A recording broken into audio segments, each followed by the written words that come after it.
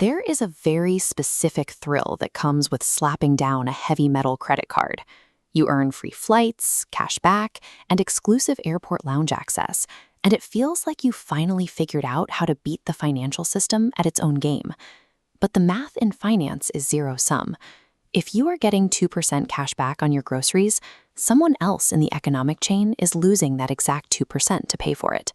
That money is generated through something called a swipe fee. Every single time you use plastic, a baseline network processing cost gets deducted from the merchant's total sale. This chart shows exactly how those costs scale. For a standard no-frills credit card, the merchant pays a baseline processing fee of around 1.43%. But when you upgrade to premium rewards tiers like Visa Infinite, that processing cost inflates, pushing the fee past 2.30% for the exact same transaction. And at the absolute peak of the spectrum, corporate or premium American Express cards can force merchants to hand over up to 3.30% in fees.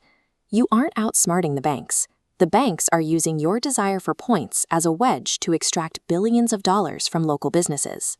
Every swipe fee is a composite payment, split into 3 distinct pieces before the merchant ever sees their profit. The first and most variable slice is the processor markup.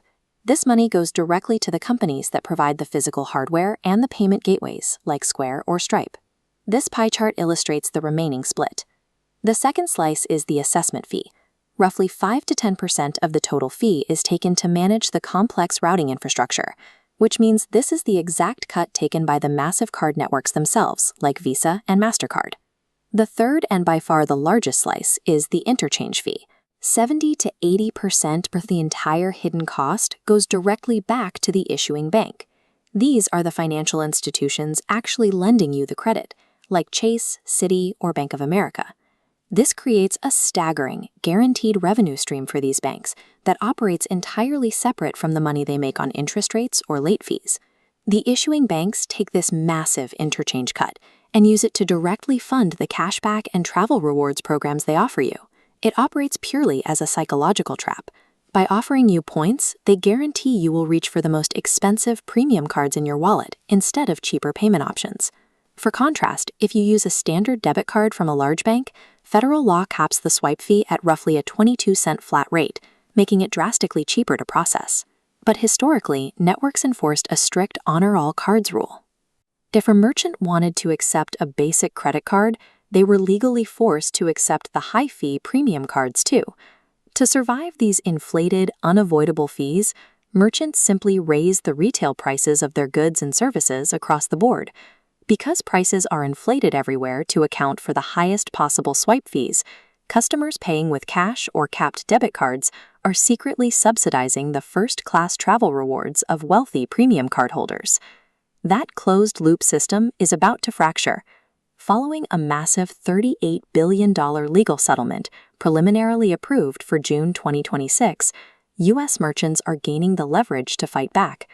The settlement grants merchants 3 major changes. First, direct rate reductions.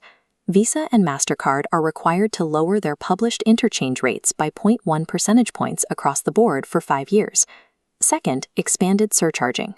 Retailers now have broader legal rights to steer your behavior by charging extra fees at checkout for credit cards or offering direct discounts for cash. But the third and most powerful weapon is the death of the honor all cards rule. In practice, this means merchants can look at your high-fee premium rewards card and flat out reject it, while still legally accepting a standard credit card from that exact same brand.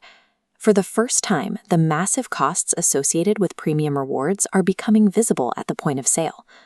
To navigate this, you will need to adapt and start carrying multiple payment methods depending entirely on where you are shopping.